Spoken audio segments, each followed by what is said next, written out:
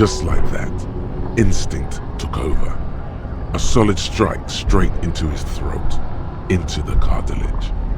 You could swear you felt the soft palate break. The man is reeling, gasping for air. Time stands still around you. In the distance, the sounds of the harbor are falling silent. All you hear is a small gurgling sound as a trickle of blood appears on the man's lip. Don't wait, you've only got a millisecond. He's coming to. Time is breaking loose from the stupor. His left hand curls up into a fist. That fighting pose. Watch out, he's expecting the hook.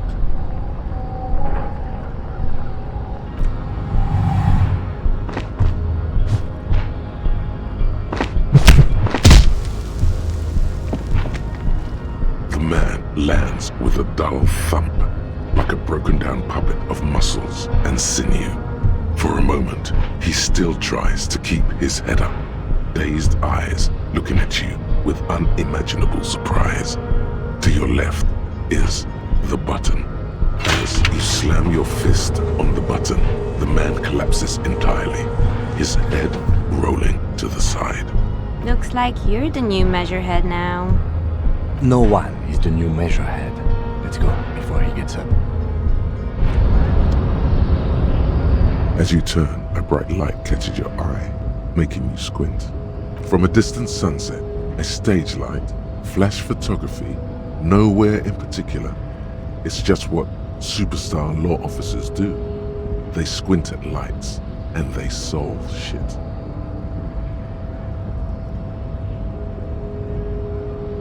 What are you, deaf? They're perfect, like rock star politician and drug addict teacher. Embrace the superstardom you've worked so hard to establish. Yeah, you have. You're a big dick cop, Dick Mullen. Salam Rocky Baye, badass on the edge disco cop. Time to recede into a ludicrous fantasy world. Here we go. Camera, lights. With a sudden flash, the world freezes around you, and you along with it. In an iconic monochrome solution, a black silhouette against a rasterized orange world. It's on. The man is still knocked out. He breathes slowly and steadily.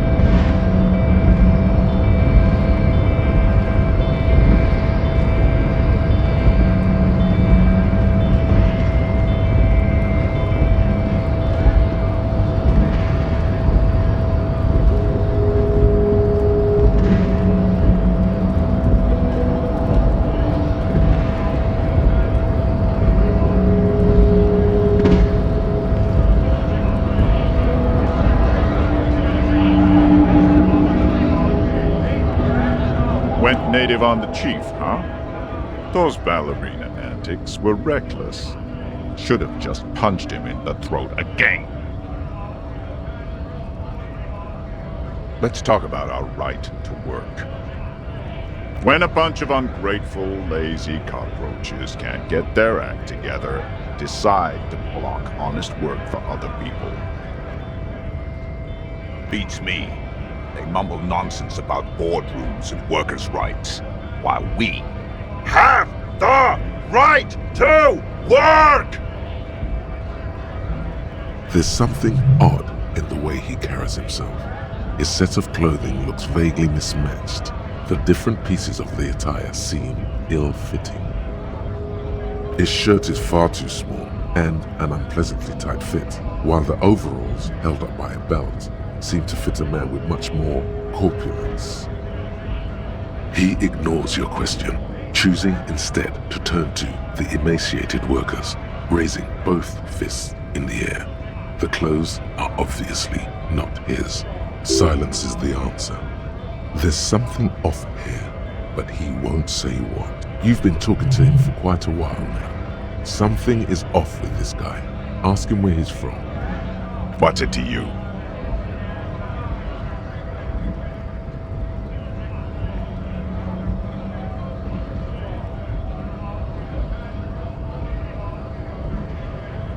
No, don't think we've met before. I came to help out the people. Every once in a while, it's like you can see glimpses of another guy under the guise of this fighter for jobs. He seems a more brutal, cunning, and suspicious person. Just a hunch. Or you just might be paranoid. We're all workers, right? Workers stick together. Came from the eminent domain, in Jamrock. Backgrounds in odd jobs, heavy lifting, cargo hauling, bouncer work. I know the drill.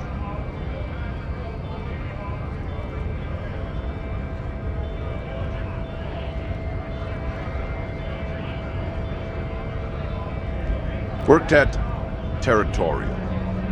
Ring a bell?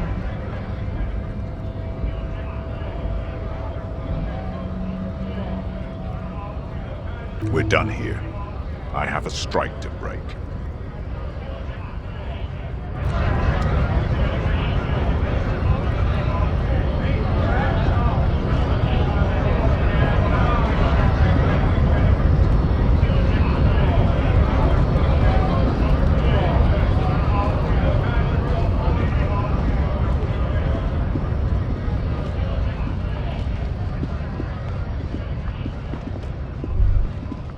A star's right.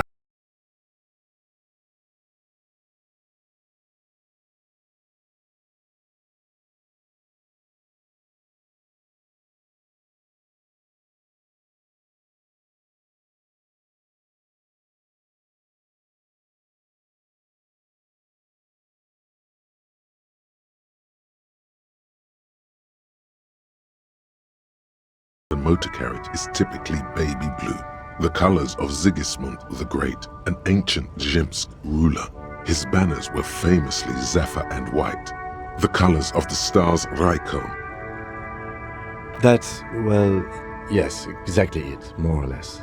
Except it was a crowd of them. Tore him out of the vehicle and ran him over with his own tires. They said it was an honor killing, Hussar style. The Zhimsk community protested the trial, flying the colors. 5,000 came to protest. Correction, 4,395, the fourth largest public protest of a criminal trial in Revachol. People we are paid to protect. Let's leave it at that.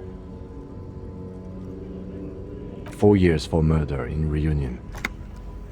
The perps were remorseful. Their sorry knocked 8 years off the sentence. That's the system. The prisons in the greater Revachol industrial harbor are already full. Prisoners are expensive to maintain. The longer the sentence, the larger the cost. I try to avoid drawing far-gone conclusions like this before actually examining the body, but my initial guess is the two are unrelated. Is that so, officer? I'll take you at your word.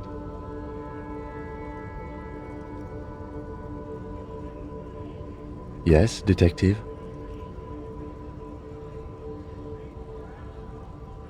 You sure you're not Zhimsk?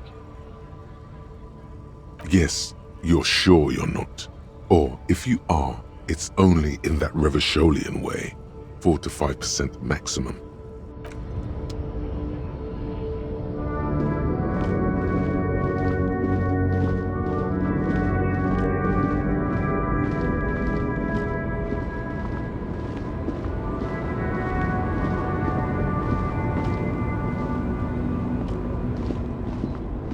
small, wrinkled woman does not greet you. She nods along to something on her radio. A photograph is clutched in her hands, and there is a warm smile on her face. The photo, an ambrotype from the turn of the century, as golden as her smile. No response wherever this woman is. Your words fail to reach her.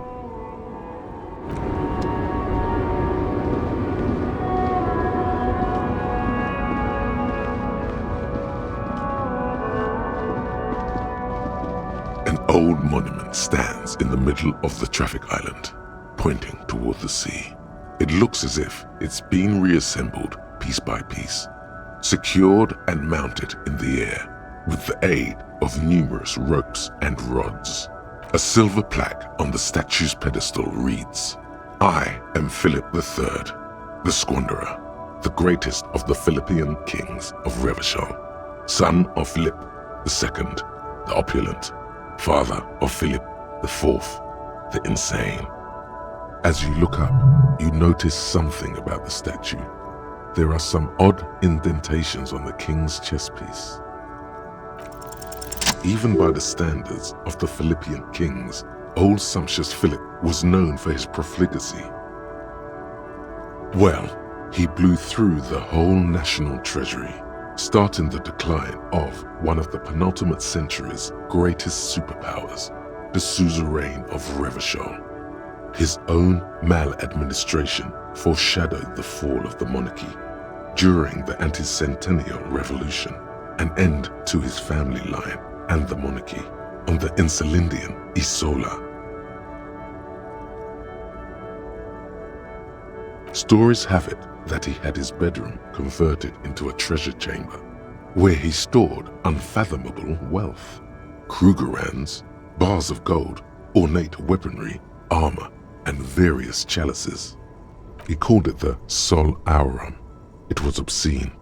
There were whispers he slept on a huge pile of gold-dipped feathers, like some obese dragon, instead of a bed like a normal person.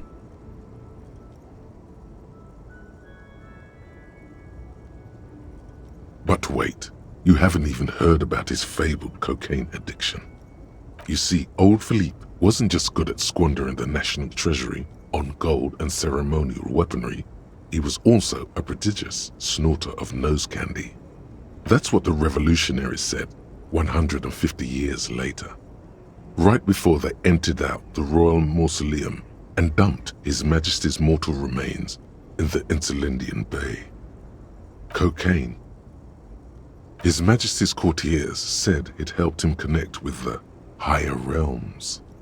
Beneath the cold waters of the Insulindian Bay, thrown there by the revolutionaries after they cleaned out the royal mausoleum. The original was blown apart by communards, then further damaged during the landing of the coalition's airships during the turn of the century revolution, when Martinaise was leveled. Most historians think the coalition's hasty landing may have ultimately saved the statue. If the communards had more time, they would have reduced it up to even finer pieces. Some years ago, a group of liberal, artistically inclined individuals, designers mostly, thought it would be ironic to restore the statue of the most wasteful ruler of Revachol in the poorest part of the city. The statue is supposed to capture the moment it was blown apart, like an instant frozen in time, a rare butterfly trapped in amber, floating on a sea of shit. People in Martinaise tend to disagree, as do many prominent art critics and thought leaders with more nuanced social awareness than the young ironists. Philip III, the Squanderer, however, with his bronze face up in the air, doesn't seem concerned about what the hoi polloi think of him in death. Not that he ever did in life either. Something with great kinetic energy seems to have impacted the cuirass, around where the heart is. A bullet? Someone shot him in the heart. Interesting. Okay, I can't see it, but I take your word for it. Well, Martinez is riddled with bullet holes. This place saw a lot of action during the revolution. But the statue is recently renovated, so maybe a joke? Target practice or a political statement?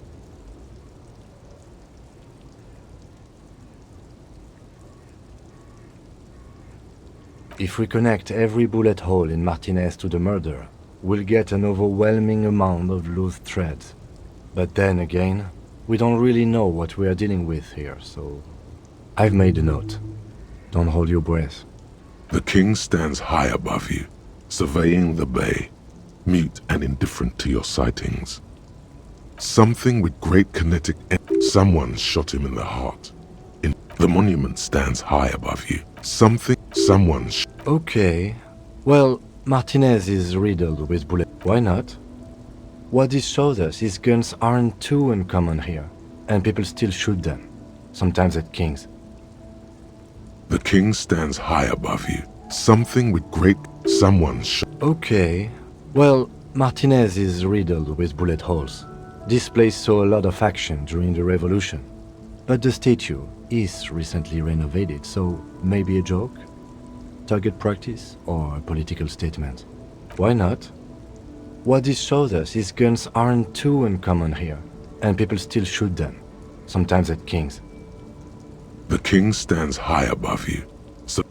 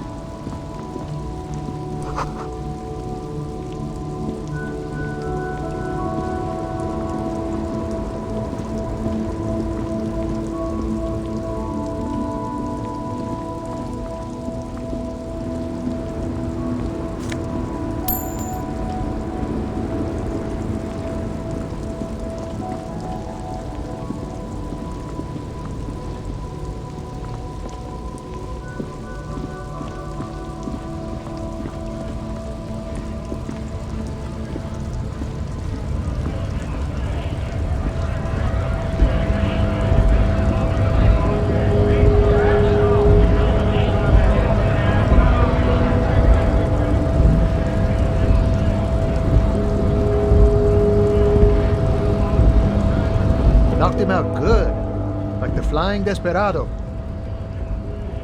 It's that really cool Flying Desperado spin kick you did, Boyadero. Often performed by the most hard-bodied boyaderos on the steps. So, what's on your mind this time?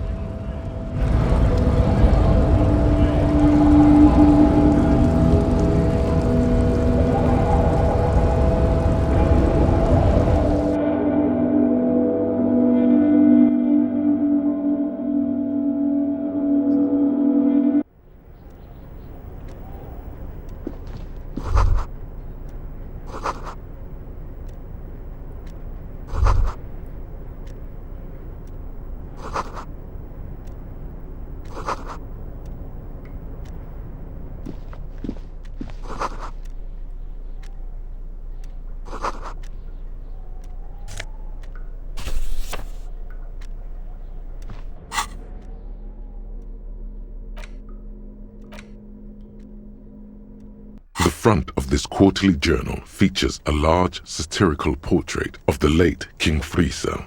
From the sides of his head, a pair of white antlers spread to the corners of the cover. Because white antlers are one of the symbols of communism, they represent a society in accord with the natural world and at the same time above it. Because Friesel was incompetent, foolish, and cruel. In short, the embodiment of everything the communards wished to overthrow. It's satire, you see. To your disappointment, there aren't any full-color pictures to direct your attention. Just column after column of closely set text, interrupted occasionally by little doodles in black and white. After rifling the pages with your thumb several times, you return to the table of contents. The magazine is divided into several sections: international development, Kunst und Kultur, and local concerns. Just inside the cover there's also an editor's note. Comrade, as you know, this journal takes its name from Mazov's immortal expression, du cristal à la fumée. This was his way of describing the way the rigid, crystalline structures of capitalist ideology turn to smoke under communism. But, like the structures of capitalist ideology, we too are at risk of going à la fumée, unlike many publications which are content to spoon-feed their readers reassuring drivel.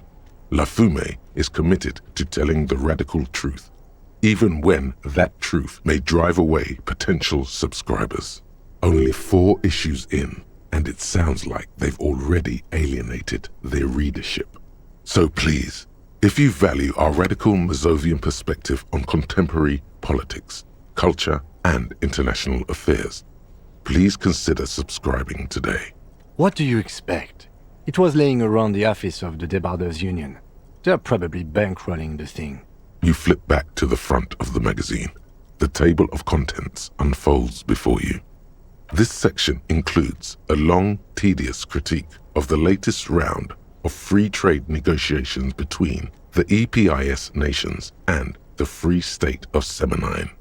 You also skip over an article about heavy fuel oil smuggling along the Messina border, something about bear wrestling in Samara, book riots in Yugograd. Whoa. Bear wrestling. Flip back to that. It seems to be part of a new public fitness initiative in the People's Republic of Samara, SRV, devised and promoted by none other than President Kanajinsky himself. According to this extremely credulous account, Uncle Sport, as he's affectionately known to his people, has recently decreed bear wrestling the national sport of the SRV. Based on the description in this article, he appears to be an extremely competent and democratically elected president. Sapormat Sport Kanajinsky is well into his 3rd decade as president of the SRV. Outside Samara, he's known for 3 things: brutal repression of internal dissent, monumental corruption, and a near pathological obsession with physical fitness. It's quite straightforward. A standard match features 1 man, or in some cases woman, against 1 bear. 2 competitors, 1 ring, 5 rounds, or until incapacitation. According to the SRV's Ministry of Information, the program has been a tremendous success. Public support stands at 87%, and youth obesity and alcoholism rates are down 12% and 7% respectively. This is the SRV we're talking about. If you think those are the real numbers, there's probably a guy who wants to sell you a bridge in La Cherte.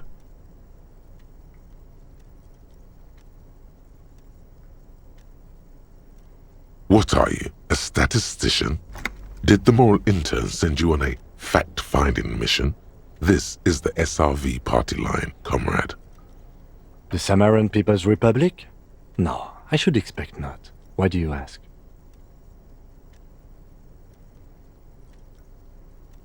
They're quite the spectacle, as I understand. I've heard they make the people in the front rows wear plastic sheets.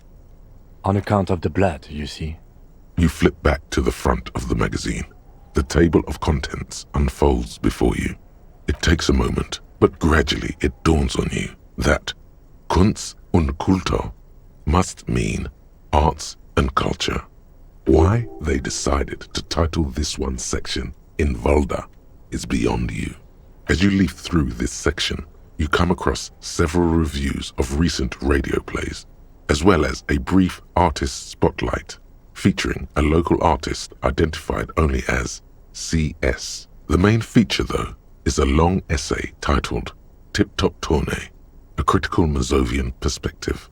The Tip Top Tournée is an inter-Isolari racing series, mostly known for its high speeds, ludicrous sponsorship deals, and high death toll.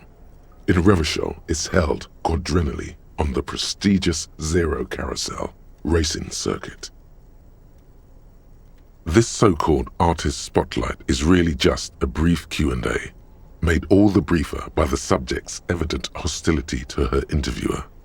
You think you're settling in for a relaxing recap of the most recent season, maybe sprinkled with some nice anecdotes about a few of the more colorful drivers. Instead, you find yourself skimming a 10,000-word feature about all the politically problematic aspects of Tip Top Tourney. Where to even start? For one, there's the crass commercialism of its sponsorships, and then there's the practically criminal emphasis on deadly motor crashes. So, all of it, basically. Oddly enough, this article has 2 bylines: Nasteb Encolada Bernal and Exilus Buka.